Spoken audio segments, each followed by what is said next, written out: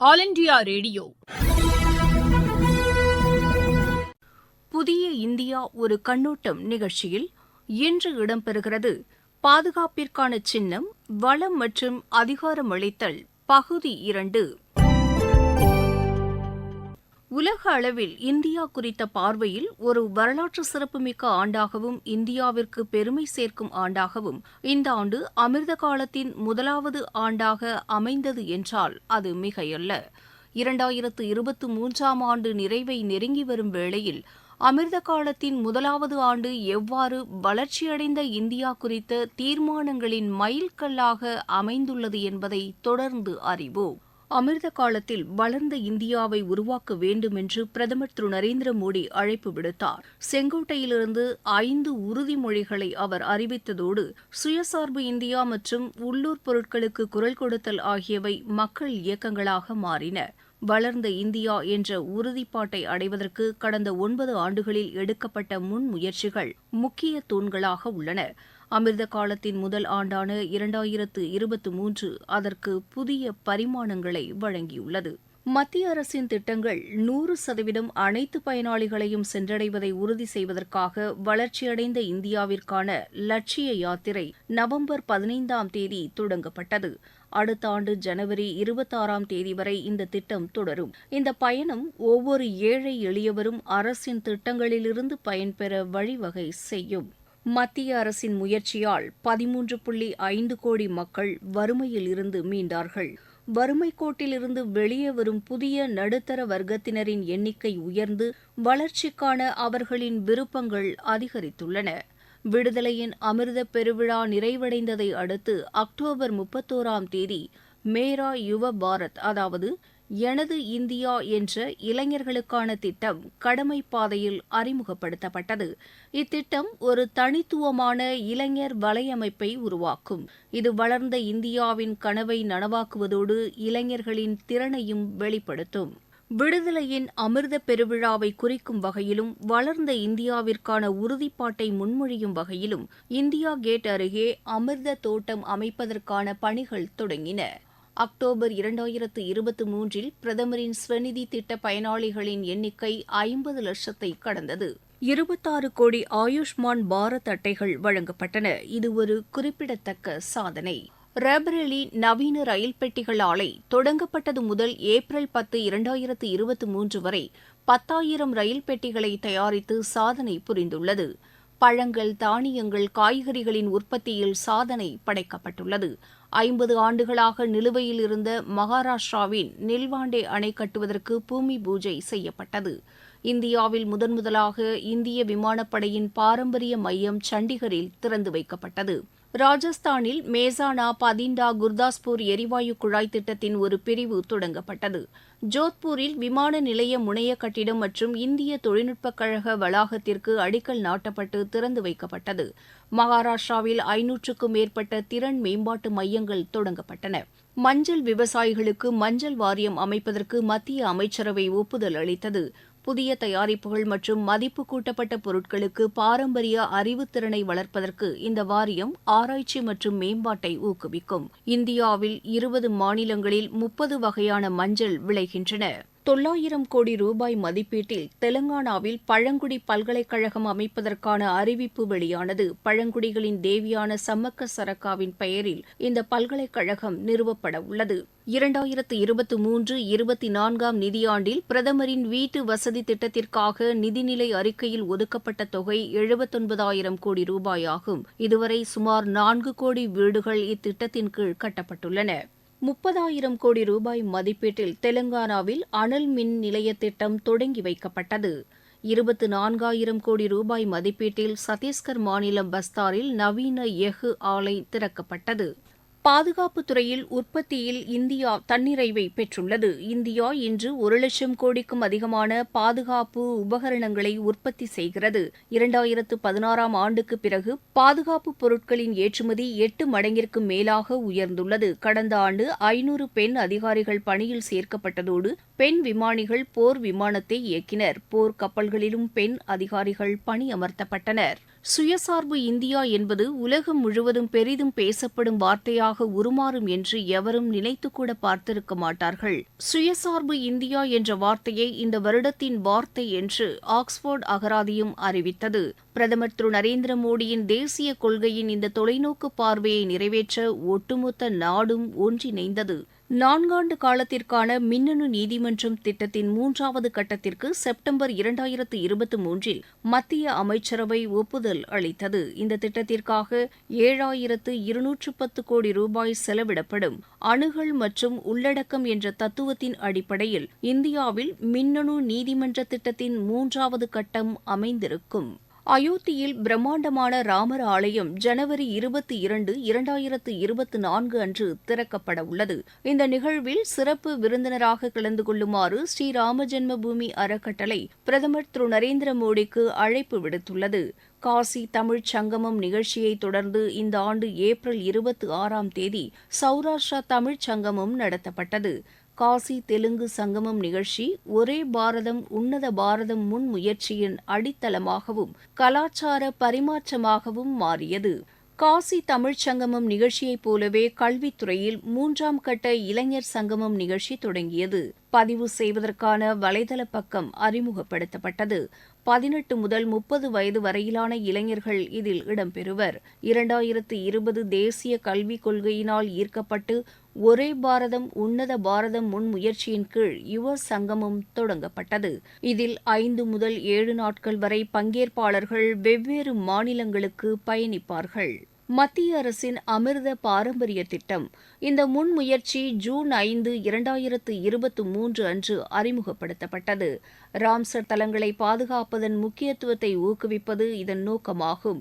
Life இயக்கம் மற்றும் பங்கேற்பு அணுகுமுறையின் அடிப்படையிலான இந்த 3 ஆண்டு கால திட்டம் மக்களின் பங்கேற்போடு ராம்சர் தலங்களின் பாதுகாப்பை உறுதி செய்யும்.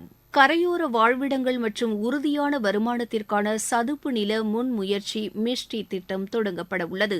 11 மாநிலங்கள் மற்றும் 2 யூனியன் பிரதேசங்களில் 5 ஆண்டுகளுக்கு இந்த திட்டம் அமல்படுத்தப்படும். இந்த திட்டத்தின் கீழ் சுமார் 540 சதுர கிலோமீட்டர் தூரம் அளவுக்கு சதுப்பு நிலங்கள் மேம்படுத்தப்படும். சதுப்பு நிலங்களை ஊக்குவிப்பதற்காக செயல்படும் பருவநிலைக்கான சதுப்பு நில கூட்டணி என்ற அரசுகளுக்கு இடையேயான குழுவின் முயற்சிகளுக்கு மிஷ்டி திட்டம் பங்களிக்கும். ஜபல்பூரில் ராணி துர்காவதி நினைவகத்திற்கு பூமி பூஜை செய்யப்பட்டுள்ளது.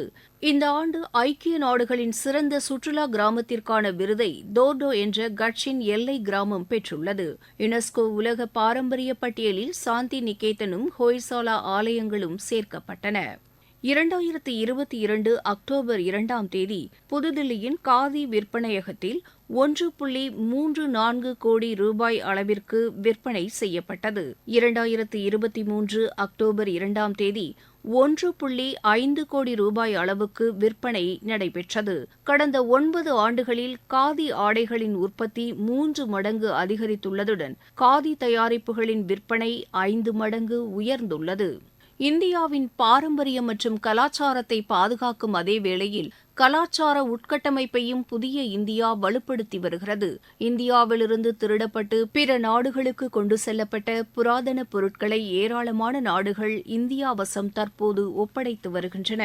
மத்திய அரசு 5,000 கோடி ரூபாய் மதிப்பீட்டில் அருணாச்சல் பிரதேசத்தின் எல்லை கிராமமான கிபித்துவில் 2023 ஏப்ரல் மாதம் துடிப்பான கிராம திட்டத்தை மத்திய உள்துறை அமைச்சர் திரு அமித் ஷா தொடங்கி வைத்தார். இந்த திட்டத்தின் கீழ் 19 மாவட்டங்களில் 2,967 கிராமங்கள் வளர்ச்சிக்காக தேர்வு செய்யப்பட்டுள்ளன. பொது நிதிநிலை அறிக்கையில் அறிவிக்கப்பட்டவாறு பிரதமரின் ஜன்மன் என்ற அதிகம் பாதிக்கப்படக்கூடிய பழங்குடியின குழுக்களின் மேம்பாட்டுக்கான பிரதமரின் இயக்கம் தொடங்கப்பட்டது. 24,000 கோடி ரூபாய் மதிப்பிலான இத்திட்டம் முன்னர் சென்றடைந்திடாத பழங்குடியினரை அடைவதை நோக்கமாக கொண்டுள்ளது. 75 பழங்குடி சமூகங்களின் சமூக பொருளாதார நிலையையும் சமூக அந்தஸ்தையும் ஒட்டுமொத்த வளர்ச்சியையும் மேம்படுத்த இது திட்டமிட்டுள்ளது. முன்னேற விரும்பும் வட்டாரங்கள் திட்டம். முன்னேற விரும்பும் மாவட்டங்கள் திட்டத்தின் வெற்றியை தொடர்ந்து முன்னேற விரும்பும் வட்டாரங்கள் திட்டம் சுமார் 500 வட்டாரங்களில் 2023 ஜனவரி மாதத்தில் தொடங்கப்பட்டது. முன்னேற விரும்பும் மாவட்டங்கள் திட்டம் ஏறத்தாழ 25 கோடி மக்களின் வாழ்வில் மாற்றத்தை ஏற்படுத்தியுள்ளது. முன்னேற விரும்பும் வட்டாரங்கள் திட்டத்தின் வெற்றி முன்னெப்போதும் இல்லாதது என்பதால் அல்லாமல் அதற்காக உழைக்கும் மக்கள் அசாதாரணமானவர்கள் என்பதால் உத்தரவாதம் அளிக்கப்படும். முன்னேறும் இந்தியாவுக்கான பிரதமரின் பள்ளிகள், அதாவது பிரதமரின் ஸ்ரீ பள்ளிகள் திட்டத்தின் கீழ் நாடு முழுவதும் 14,500 பள்ளிகள் மாதிரி பள்ளிகளாக தரம் உயர்த்தப்படும். ஜூலை 29ஆம் தேதி முதல் தவணையாக 6,207 பள்ளிகளுக்கு 630 கோடி ரூபாய் விடுவிக்கப்பட்டுள்ளது. நவீன தொழில்நுட்பம், திறன் வகுப்பறைகள், விளையாட்டு மற்றும் நவீன உட்கட்டமைப்பிற்கும் சிறப்பு கவனம் இந்த திட்டத்தின் மூலம் செலுத்தப்படுகிறது. 2023 செப்டம்பர் மாதம் பிரதமரின் விஸ்வகர்மா திட்டம் அறிமுகப்படுத்தப்பட்டது. பல்வேறு வகையான திறன்களை உடைய விஸ்வகர்மா கலைஞர்கள் குறித்து இத்திட்டம் கவனம் செலுத்துகிறது. இத்திட்டத்திற்காக 13,000 கோடி ரூபாயை அரசு செலவு செய்யும். இதற்கான பயிற்சிகள் அளிக்கப்படும். பயிற்சியின் போது 15,000 மதிப்புள்ள கருவிகளுக்கான பற்றுச்சீட்டு வழங்கப்படும். உத்தரவாதம் இல்லாமல் 3 லட்சம் ரூபாய் வரை இந்த திட்டத்தின் கீழ் கடன் வழங்கப்படும். வளர்ச்சிப் பணிகளை ஊக்குவிக்கும் புதிய முன்முயற்சிகளை மத்திய அரசு தொடர்ந்து மேற்கொண்டு வருகிறது. வளர்ச்சிப் பணிகளை விரிவுபடுத்துவதற்கான வாய்ப்புகளை ஏற்படுத்துவதற்கு தற்போதைய அரசு இந்த ஆண்டு ஏராளமான முன்முயற்சிகளை மேற்கொண்டுள்ளது. எல்லையோர கிராமங்களை நவீனமயமாக்குவது மற்றும் அரசு பள்ளிகளை மாதிரி பள்ளிகளாக மாற்றும் பணிகள் தொடங்கப்பட்டுள்ள நிலையில் தங்களது திறமைகளை இளைஞர்கள் வெளிப்படுத்துவதற்கான புதிய தளம் அவர்களுக்கு வழங்கப்படுகிறது. இதன் மூலம் அவர்கள் அரசுடன் நேரடியாக இணைய முடியும். குவஹாத்தி எய்ம்ஸ் மருத்துவமனை திறந்து வைக்கப்பட்டதோடு குவஹாத்தி இந்திய தொழில்நுட்ப கழகத்துடன் ஒருங்கிணைந்து மேம்படுத்தப்பட்ட ஆராய்ச்சியை மேற்கொள்வதற்கு 500 படுக்கை வசதிகள் கொண்ட நவீன சிறப்பு மருத்துவமனைக்கு அடிக்கல் நாட்டப்பட்டது. 2 லட்சம் ரூபாய் வைப்புத் தொகை உள்ள பெண்களுக்கு 7.5% வட்டி விகிதம் வழங்கப்படும் என்று இந்த ஆண்டு நிதிநிலை அறிக்கையில் அறிவிக்கப்பட்ட திட்டம் அறிமுகப்படுத்தப்பட்டுள்ளது. ஊரக பகுதிகளில் இளம் தொழில் முனைவோர் வேளாண் புத்தொழில் நிறுவனங்களை தொடங்குவதற்காக வேளாண் திரட்டு நிதி பற்றிய அறிவிப்பு நிதிநிலை அறிக்கையில் வெளியானது. மத்திய அமைச்சரவையின் ஒப்புதலுக்கு பிறகு அதற்கான பணிகள் தொடங்கியுள்ளன. 740 ஏகலைவா மாதிரி உறைவிட பள்ளிகளில் 38,800 ஆசிரியர்கள் மற்றும் உதவி பணியாளர்களை நியமிக்கும் நடைமுறை தொடங்கியது. பூமித்தாயின் மறுசீரமைப்பு, விழிப்புணர்வு, ஊட்டச்சத்து மற்றும் மேம்பாட்டிற்கான பிரதமரின் பிரணாம் திட்டத்திற்கு ஜூன் 2023 மத்திய அமைச்சரவை ஒப்புதல் அளித்தது. மாற்று உரங்களை பயன்படுத்துமாறு மாநிலங்களை ஊக்குவித்து ரசாயன உரங்களின் பயன்பாட்டை குறைப்பதை இத்திட்டம் நோக்கமாக கொண்டுள்ளது. அறிவிப்புகளின் இலக்குகளை அடைவது மத்திய அரசு பணியாற்றும் முறையின் சிறப்பம்சமாக உள்ளது. செங்கோட்டையிலிருந்து வெளியிடப்படும் அறிவிக்கையாக இருந்தாலும், ஒவ்வொரு ஆண்டும் பொது நிதிநிலை அறிக்கையின் அறிவிப்புகளாக இருந்தாலும் நிர்ணயிக்கப்பட்ட காலத்திற்கு முன்பாகவே இலக்குகள் எட்டப்படுகின்றன. இத்தகைய வரலாற்று நிகழ்வுகள் ஒரு தேசத்தின் ஒட்டுமொத்த உணர்வில் ஆழமாக பதிந்து விடுகின்றன. 2023ஆம் ஆண்டு இந்தியாவிற்கு முன்னெப்போதும் இல்லாத வகையில் சாதனைகளால் நிரப்பப்பட்டுள்ளது. நாட்டின் பலம் மற்றும் பாதுகாப்பின் அடையாளமாக அமிர்த காலத்தின் முதலாவது ஆண்டு அமைந்துள்ளது என்றால் அது மிகையல்ல. புதிய ஆற்றலை புகுத்தும் சாதனைகளுக்கான தீர்மானங்களுடன் ஒரு ஆண்டு தொடங்கினால் ஆண்டு இறுதியில் அதன் மதிப்பாய்வு சம அளவில் முக்கியத்துவம் வாய்ந்ததாக இருக்கும். ஏனெனில் அது புதிய ஆர்வத்துடன் கற்பதற்கும் முன்னேற்ற பாதையில் செல்வதற்கான புதிய ஆற்றலை வழங்குகிறது. இதன் விளைவாக வளர்ச்சியடைந்த இந்தியாவிற்கான தீர்மானங்கள் நாடு விரைவான முன்னேற்ற பாதையில் செல்லும் வகையில் 2023ஆம் ஆண்டை நிறைவடையச் செய்கிறது. உண்மையிலேயே பல்வேறு தடைகளை கடந்து இந்த ஆண்டு முன் எப்போதும் இல்லாத வகையில் ஒரு மறக்க முடியாத ஆண்டாக இந்தியாவுக்கு அமைந்தது. இது 140 கோடி மக்களின் இதய துடிப்பின் சக்தி, புதிய ஆற்றல், புதிய நம்பிக்கை மற்றும் நாட்டின் புதிய உணர்வு, நாட்டின் எழுச்சிக்கான அழைப்பாகவும் அமைந்துள்ளது. பிரதமர் திரு நரேந்திர மோடியின் தொலைநோக்கு பார்வையை நிறைவேற்ற ஒட்டுமொத்த நாடும் ஒன்றிணைந்துள்ளது. நேயர்கள் இதுவரை கேட்டது புதிய இந்தியா ஒரு கண்ணோட்டம் நிகழ்ச்சியில் பாதுகாப்பிற்கான சின்னம் வளம் மற்றும் அதிகாரமளித்தல் பகுதி 2.